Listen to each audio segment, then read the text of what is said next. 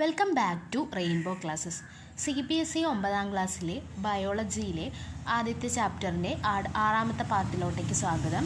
കഴിഞ്ഞ പാർട്ടിൽ നമ്മൾ ഡിസ്കസ് ചെയ്തത് സെൽ ഓർഗനലായിട്ടുള്ള എൻഡോപ്ലാസ്മിക് റെറ്റിക്കുലത്തിനെ പറ്റിയിട്ടായിരുന്നു. ഇനി നമുക്ക് ബാക്കിയുള്ള ഓർഗൻസിനെയും കൂടി ഡിസ്കസ് ചെയ്യാം ഇന്നത്തെ ഭാഗത്തിൽ. ഈ ഭാഗത്ത് നമ്മൾ അടുത്ത ഓർഗനലിനെയാണ് ഡിസ്കസ് ചെയ്യുന്നത്. അതാണ് ഗോൾഗി അപ്പാരറ്റസ്. ഗോൾഗി അപ്പാരറ്റസ് എന്ന് പറയുന്ന ഓർഗനെ പറ്റിയിട്ടാണ് നമ്മൾ ഇന്ന് ഈ ഭാഗത്ത് ഡിസ്കസ് ചെയ്യാനായിട്ട് പോകുന്നത്. ഇപ്പോൾ ഇവിടെ പറയുന്നുണ്ട്, Golgi apparatus first described by Camillo Golgi എന്ന് പറയുന്ന സയൻറ്റിസ്റ്റാണ് ഗോൾഗി അപ്പാരറ്റസ് എന്ന് പറയുന്ന അപ്പാരറ്റസിനെ, അതായത് ഗോൾഗി അപ്പാരറ്റസ് എന്ന് പറയുന്ന ഓർഗനലിനെ ആദ്യമായിട്ട് കണ്ടുപിടിച്ചത് ആരാണ്? ഗാമിലോ ഗോൾഗിയാണ്. Consist of a system of membrane bound vesicles arranged parallelly approximately parallel to each other in a stack called cisternae. ഈ ഗോൾഗി അപ്പാരറ്റസിൽ വെസിക്കിൾസ് എന്ന് പറയുന്ന കാര്യവും അതേപോലെ തന്നെ സിസ്റ്റർനെ എന്ന് പറയുന്ന രണ്ട് കമ്പോണൻസ് ആണ് ആരിലുള്ളത്? ഗോൾഗി അപ്പാരറ്റസിലുള്ളത്. അത് നോക്കിക്കഴിഞ്ഞ് കഴിഞ്ഞാൽ ഗോൾഗി അപ്പാരറ്റസ് കാണാനായിട്ട് ഏകദേശം ഇങ്ങനെ ഇരിക്കും. ഇങ്ങനെ ഒരു ഭാഗം, ഇങ്ങനെ ഒരു ഭാഗം, ഇങ്ങനെ ഒരു ഭാഗം ഉണ്ടാകും. അതേപോലെ തന്നെ ഇതിന് ചുറ്റുമായിട്ട് വെസിക്കിൾസ് പോലത്തെ ഉള്ള ഒരു ഭാഗങ്ങളും കാണുന്നുണ്ട്. ഇങ്ങനെ പാരലായിട്ട് കാണുന്ന ഈ ഗ്രീൻ കളറിൽ പാരലായിട്ട് കാണുന്ന ഭാഗത്തിനെ നമ്മൾ വിളിക്കുന്ന പേരാണ് എന്ത്? സിസ്റ്റർനി. ഇമ്പോർട്ടൻ്റ് ആണ്, സിസ്റ്റർനീസ്. ഇതും രണ്ടും ഒന്നൊന്നിനോട് ഇങ്ങനെ പാരലായിട്ടായിരിക്കും കാണുന്നത്. ആ പാരലായിട്ട് കാണുന്ന ഭാഗത്തിനെ നമ്മൾ വിളിക്കുന്ന പേരാണ് സിസ്റ്റർനെ. പിന്നെ ഈ റൗണ്ടിൽ കാണുന്ന ഈ റെഡ് കളറിൽ കാണുന്ന ഭാഗത്തിനെ നമ്മൾ വിളിക്കുന്ന പേരാണ് എന്തെന്ന് പറയുന്നത്? വെസിക്കിൾസ് എന്ന് പറയുന്നത്. അപ്പോൾ ഗോൾഗി അപ്പാരറ്റസിൽ രണ്ട് പ്രധാനപ്പെട്ട ഭാഗങ്ങളാണുള്ളത്. ഒന്ന് സിസ്റ്റർനെയും അതേപോലെ തന്നെ ഒന്ന് വെസിക്കിൾസും. അങ്ങനെ രണ്ട് പ്രധാനപ്പെട്ട ഭാഗങ്ങളാണ് ഉള്ളത്. ഈ വെസിക്കിൾസ് എന്ന് പറയുന്നത് മെംബ്രെയിൻ ബൗണ്ടാണ്, അതായത് അവർക്ക് മെംബ്രെയിൻ ഉണ്ടാകും. സിസ്റ്റർനെ എന്ന് പറയുന്നത് ഒന്നൊന്നിനോട് പാരലായിട്ടായിരിക്കും കാണുന്നത്. അതാണ് ഈ ഒരു സെൻറ്റൻസിൽ പറയുന്നത്. This membranes often have connection with the membranes of endoplasmic reticulum and therefore constitute another portion of complex cellular membrane system.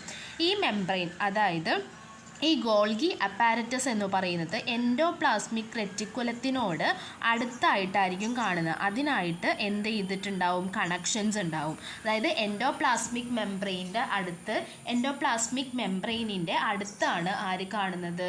Endoplasmic റെറ്റിക്കുലത്തിൻ്റെ അടുത്താണ് ഗോൾഗി അപ്പാരറ്റസ് കാണുക എന്നാണ് അടുത്ത സെൻറ്റൻസ് പറയുന്നത്.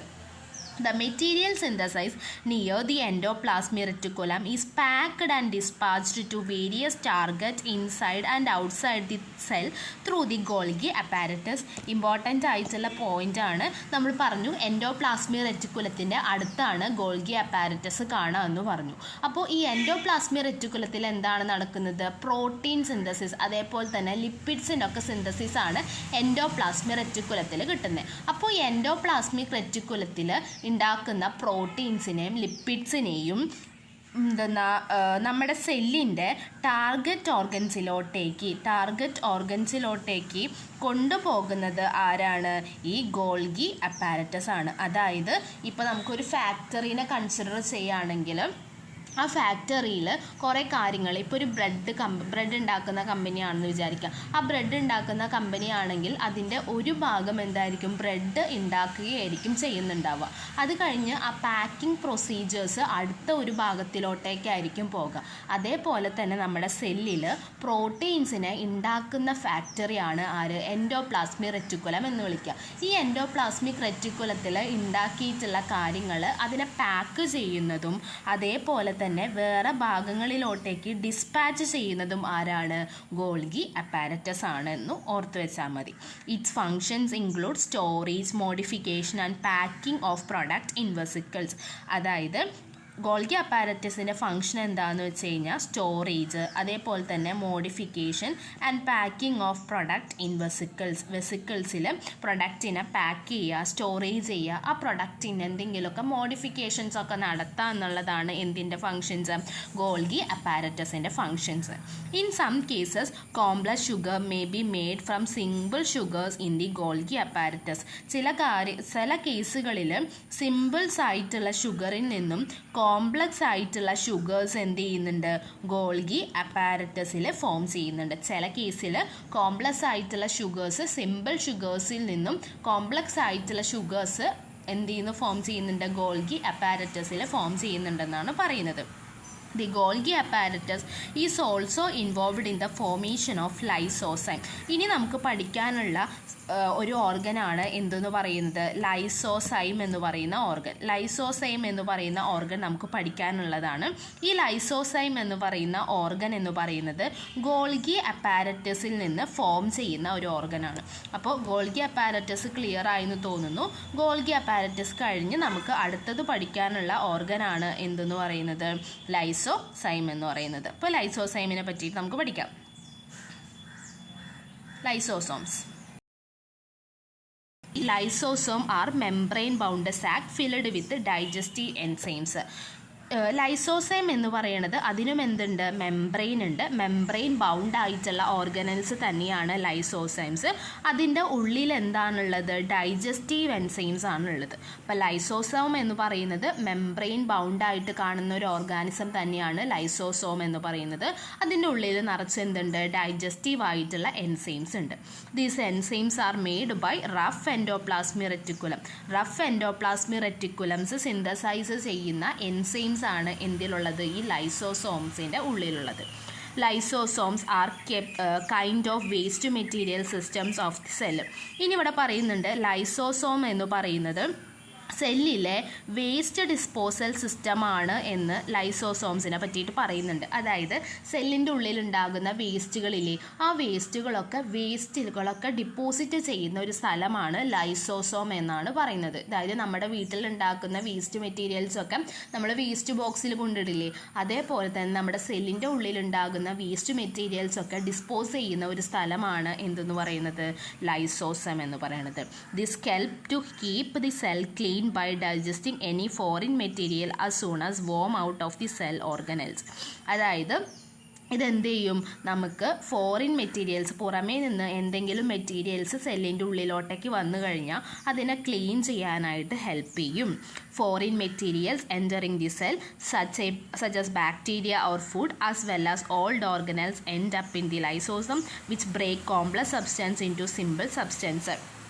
അതായത് ഫോറിൻ മെറ്റീരിയൽസ് നമ്മുടെ സെല്ലിൻ്റെ ഉള്ളിലോട്ടേക്ക് കടക്കുകയാണെങ്കിൽ, അതായത് ബാക്ടീരിയ അല്ലെങ്കിൽ ഫുഡ് പോലത്തെയുള്ള കാര്യങ്ങൾ നമ്മുടെ ശരീരത്തിൻ്റെ ഉള്ളിലോട്ടേക്ക് കടക്കുകയാണെങ്കിൽ as well as or organelles end up in lysosome which break complex substance. അതിൽ കോംപ്ലക്സ് സബ്സ്റ്റൻസിനെ എന്താക്കി മാറ്റും, സിംപ്ലർ ആയിട്ടുള്ള സബ്സ്റ്റൻസ് ആക്കി മാറ്റാണ് ചെയ്യുന്നത്. അപ്പോൾ നമ്മൾ പഠിച്ചിട്ടുണ്ടായിരുന്നു ഇവിടെ, നമ്മൾ ഗോൾഗി അപ്പാരറ്റസിൽ പഠിച്ചിട്ടുണ്ടായിരുന്നു ഇവിടെ കോംപ്ലക്സ് ആയിട്ടുള്ള ഷുഗേഴ്സ് സിമ്പിൾ ഷുഗേഴ്സിൽ നിന്ന് ഫോം ചെയ്യുന്നുണ്ടെന്ന് പഠിച്ചിട്ടുണ്ടായിരുന്നു. ഇവിടെ ലൈസോസൈമിൽ എത്തുമ്പോൾ കോംപ്ലക്സ് സബ്സ്റ്റൻസ് സിമ്പിൾ ഷുഗേഴ്സ് ആയിട്ട് മാറുന്നുണ്ടെന്ന് പഠിക്കാം. Lysosomes are able to do this because they containing powerful digestive enzyme capable of breaking down all organic materials. ലൈസോസോംസിന് ഇത് നടക്കാൻ കാരണം എന്താ, അവർക്കിടയിൽ എന്തുണ്ട്, ഓർഗാനിക് ആയിട്ട് മെറ്റീരിയൽസിനെ ബ്രേക്ക് ഡൗൺ ചെയ്യാനായിട്ടുള്ള ഡൈജസ്റ്റീവ് എൻസൈംസ് ഉണ്ട്. അങ്ങനെ ഈ ഡൈജസ്റ്റീവ് എൻസൈംസ് ഉള്ളതുകൊണ്ടാണ് എന്ത് ചെയ്യുന്നത്, ഇവർക്ക് സിമ്പിൾ സബ്സ്റ്റൻസ് ആയിട്ട് കോംപ്ലക്സ് സബ്സ്റ്റൻസിനെ ബ്രേക്ക് ഡൗൺ ചെയ്യാനുള്ള കഴിവുള്ളത്. During this disturbance in cellular metabolism, for example when cell get damage lysosome may breast and they enzyme digested their own cells. അതായത് എന്തെങ്കിലും ഡിസ്റ്റർബൻസ് സെല്ലുലാർ മെറ്റാബോളിസത്തിൽ സംഭവിക്കുകയാണെന്നുണ്ടെങ്കിൽ എന്ത് ചെയ്യും, സെൽസിന് ഡാമേജ് സംഭവിക്കുക. അങ്ങനെ സെൽസിന് ഡാമേജോ അല്ലെങ്കിൽ സെൽസിന് എന്തെങ്കിലും മെറ്റാബോളിസത്തിന് എന്തെങ്കിലും ഡാമേജൊക്കെ സംഭവിച്ചു കഴിഞ്ഞ് കഴിഞ്ഞാൽ ലൈസോസം എന്ത് ചെയ്യും, ബ്രസ്റ്റ് ചെയ്യും, പൊട്ടിയിട്ട് അതിൻ്റെ ഡൈജസ്റ്റ് ദർ ഓൺ സെൽസ്, ആ സെൽസിനെ ഡൈജസ്റ്റ് നമ്മൾ പറഞ്ഞു ലൈസോസംസിൻ്റെ ഉള്ളിൽ ഒരുപാട് എൻസൈംസ് ഉണ്ടെന്ന് പറഞ്ഞു. അപ്പോൾ നമ്മുടെ സെല്ലിൻ്റെ മെറ്റാബോളിസത്തിന് എന്തെങ്കിലും കാര്യമായിട്ട് എന്തെങ്കിലും പറ്റിക്കഴിഞ്ഞ് കഴിഞ്ഞാൽ ആ സെല്ല് എന്ത് ചെയ്യും, പൊട്ടും, ലൈസോസം പൊട്ടിയിട്ട് എന്ത് ചെയ്യും, അതിൻ്റെ ഉള്ളിലുള്ള എൻസൈംസ് ആ സെല്ലിനെ തന്നെ എന്ത് ചെയ്യും, നശിപ്പിച്ച് കളയും. അതുകൊണ്ട് ലൈസോസോമിനെ നമ്മൾ വിളിക്കുന്ന പേരാണ് suicidal bag of the cell എന്ന് വിളിക്കാം. അതായത് ഇപ്പം സൂയിസൈഡ് ചെയ്യുന്ന ആൾക്കാരെന്താ, ജീവിതത്തിലെ പ്രശ്നങ്ങൾ ഫേസ് ചെയ്യാൻ പറ്റാതെ വരുമ്പോഴാണ് എല്ലാവരും എന്ത് ചെയ്യുക, സൂയിസൈഡ് ചെയ്യുക. അതേപോലെ തന്നെ നമ്മുടെ സെല്ലിൻ്റെ ശരീരത്തിൽ മെറ്റാബോളിസത്തിന് പെട്ടെന്ന് എന്തെങ്കിലും പ്രശ്നം വന്നു കഴിഞ്ഞാൽ അതിനെ താങ്ങാൻ ആർക്കും പറ്റില്ല, ലൈസോസോമിന് പറ്റില്ല. അപ്പോൾ ലൈസോസോം എന്ത് ചെയ്യും, ഞാൻ തനിയെ മരിക്കാം എന്നുള്ള രീതിയിൽ ലൈസോസോംസ് എന്ത് ചെയ്യും, ബ്രേക്ക് ചെയ്തിട്ട് എന്ത് സംഭവിക്കും, അവൻ തന്നെ ആ സെല്ല് തന്നെ ലൈസോസോം തന്നെ നശിപ്പിച്ച് കളയും. അതുകൊണ്ട് നമ്മൾ ലൈസോസോമിനെ വിളിക്കുന്ന പേരാണ് എന്ത്, സൂയിസൈഡൽ ബാഗ്. വളരെ ഇമ്പോർട്ടൻ്റ് ആണ്. ഏത് ഓർഗനിലാണ് സൂയിസൈഡൽ ബാഗ് എന്ന് വിളിക്കുന്നതെന്ന് ചോദിച്ചു കഴിഞ്ഞ് കഴിഞ്ഞാൽ ലൈസോസൈം ആണ്. അപ്പോൾ ഓക്കെ ആണല്ലോ. ഇനി നമുക്ക് പഠിക്കാനായിട്ട് ഓരോ ഓർഗനൽസിനെയും കൂടി നമുക്ക് പഠിക്കാം. അതാണ് നമ്മുടെ വാക്യൂൾസ് എന്ന് പറയുന്നത്, vacuoles are storage sac for solid or liquid content. Vacuoles എന്ന് പറയുന്നത് ഒരു സ്റ്റോറേജ് സാക്കാണ്. അതായത് എന്തിനൊക്കെയോ സ്റ്റോറേജ് ചെയ്യുന്ന ഒരു സഞ്ചിയാണ് എന്തെന്ന് പറയുന്നത്, വാക്യൂൾസ് എന്ന് പറയുന്നത്. അതില്ലെങ്കിൽ അതെന്തൊക്കെയായിരിക്കും സ്റ്റോറേജ് ചെയ്യുക, സോളിഡോ അല്ലെങ്കിൽ ലിക്വിഡ് ആയിട്ടുള്ള കണ്ടൻസിനെ ആയിരിക്കും ഇതെന്ത് ചെയ്യുക, വാക്യൂൾസ് സ്റ്റോർ ചെയ്യുക. Vacuoles are small sized in animal cells while plants have very large vacuoles. Animal സെൽസിൽ നോക്കിക്കഴിഞ്ഞാൽ അനിമൽ സെൽസിലെ വാക്യൂൾസ് എന്താണ്, വളരെ ചെറുതാണ്. പക്ഷെ പ്ലാന്റ് സെൽസിലെ വാക്യൂൾസ് എന്ന് പറയുന്നത് വളരെ വലുതാണ്. ഇനി നോക്കിക്കഴിഞ്ഞ് കഴിഞ്ഞാൽ പ്ലാന്റ് സെൽസിൽ വാക്യൂൾസിൻ്റെ സൈസ് എന്ന് പറയുന്നത് നമ്മുടെ സെൽ വോളിയത്തിൻ്റെ 50 മുതൽ 90% വരെ പ്ലാന്റ് സെൽസിൽ വാക്യൂൾസ് കാണുന്നുണ്ട്. ഒരു പ്ലാന്റ് സെൽ എടുക്കുകയാണെങ്കിൽ ആ പ്ലാന്റ് സെൽസിൽ 50 മുതൽ 90% വരെ വാക്യൂൾസ് എന്ത് ചെയ്യുന്നുണ്ട്, കാണുന്നുണ്ട്. വാക്യൂൾസ് 50 മുതൽ 90% വരെ വാക്യൂൾസ് കാണുന്നുണ്ടെന്നാണ് പറയണത്. ഈച്ച് സെൽ, ഒരു മിനിറ്റ് ഇവിടെ വായിക്കാം. In plant cell, vacuoles are full of cell sap and provide turgidity and rigidity of the cell.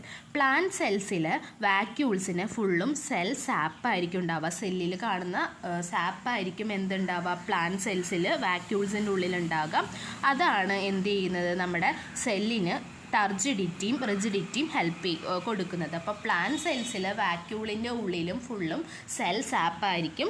ആ സെൽ സാപ്പ് ഉള്ളതുകൊണ്ടാണ് പ്ലാന്റ് സെൽസിന് എന്ത് കിട്ടുന്നത്, ടർജിഡിറ്റിയും റിജിഡിറ്റിയും കിട്ടുന്നത്. Many substances of importance in the life of plant cells are stored in vacuoles. അതായത് നമ്മുടെ plant സെൽസിൻ്റെ ജീവിതകാലത്തിൽ ആവശ്യമായിട്ടുള്ള കുറേ substance, ജീവിക്കാനായിട്ട് ആവശ്യമായിട്ടുള്ള കുറേ സബ്സ്റ്റൻസും എന്തിൽ സ്റ്റോർ ചെയ്യുന്നുണ്ട്, വാക്യൂൾസിൽ സ്റ്റോർ ചെയ്യുന്നുണ്ട്. ഇതിനകത്ത് എന്തെന്നൊക്കെ വരാം, അമിനോ ആസിഡ്സ്, ഷുഗേഴ്സ്, വേരിയസ് ആയിട്ടുള്ള ഓർഗാനിക് ആസിഡ്സ്, പ്രോട്ടീൻസ് ഒക്കെ എന്തിൽ വരുന്നുണ്ട്, ഈ സ്റ്റോർ ചെയ്യുന്ന, അതായത് പ്ലാന്റ്സ് സ്റ്റോർ ചെയ്യുന്ന വാക്യൂൾസിൽ വരുന്നുണ്ട്. In single celled organisms like amoeba, നമുക്കറിയാം അമീബ എന്ന് പറയുന്നത് സിംഗിൾ സെൽഡ് ഓർഗാനിസംസ് ആണ്. ആ സിംഗിൾ സെൽഡ് ഓർഗാനിസം ആയിട്ടുള്ള അമീബയിൽ ഫുഡ് വാക്യൂൾസ് ഉണ്ട്. ആ ഫുഡ് വാക്യൂൾസിൽ എന്താ ഉള്ളത്, ഫുഡ് ഐറ്റംസ് സ്റ്റോർ ചെയ്യുന്നതിനാണ് ഫുഡ് വാക്യൂൾസ് എന്ന് പറയുന്നത്. That the amoeba has consumed. ആ ഫുഡ് വാക്യൂൾസിൽ നിന്നാണ് എന്ത് ചെയ്യുന്നത്, അമീബ ഫുഡ് കൺസ്യൂം ചെയ്യുന്നത്. പിന്നെ ചില യൂണിസെല്ലുലാർ ഓർഗാനിസത്തിൽ സ്പെഷ്യലൈസ് ചെയ്തിട്ടുള്ള വാക്യൂൾസ് ഉണ്ട്. ആ വാക്യൂൾസ് എന്തിനാന്ന് വെച്ച് കഴിഞ്ഞാൽ excess water and waste material from the cell. അതായത് നമ്മുടെ സെല്ലിലുള്ള എക്സസ് ആയിട്ട് കാണുന്ന വാട്ടറും അതേപോലെ തന്നെ വേസ്റ്റ് മെറ്റീരിയൽസും പുറന്തള്ളാൻ വേണ്ടിയിട്ട് ഒരു സ്പെഷ്യലൈസ് ചെയ്തിട്ടുള്ള വാക്യൂൾസും എന്തിൽ കാണുന്നുണ്ട്, ചില യൂണിസെല്ലുലാർ ഓർഗാനിസത്തിലും കാണുന്നുണ്ട് എന്നാണ് പഠിക്കേണ്ടത്. ഇനി നമുക്ക് പഠിക്കാനുള്ളത് മൈറ്റോകോൺട്രിയനെ പറ്റിയിട്ടും അതേപോലെ തന്നെ പ്ലാസ്റ്റിഡ്സിനെ പറ്റിയിട്ടും അതേപോലെ തന്നെ നമുക്ക് സെൽ ഡിവിഷനെ പറ്റിയിട്ടുമാണ് ഇനി ഈ ചാപ്റ്ററിൽ പഠിക്കാനുള്ളത്. അതും കൂടി കഴിഞ്ഞാൽ ഈ ചാപ്റ്റർ ഫിനിഷായി. അത് നമുക്ക് അടുത്ത ഭാഗത്ത് നോക്കാം. വീഡിയോ ഇഷ്ടമായെങ്കിൽ ചാനൽ സബ്സ്ക്രൈബ് ചെയ്യുക, ലൈക്ക് ചെയ്യുക, അഭിപ്രായങ്ങൾ കമൻറ്റായി രേഖപ്പെടുത്താൻ. Thank you.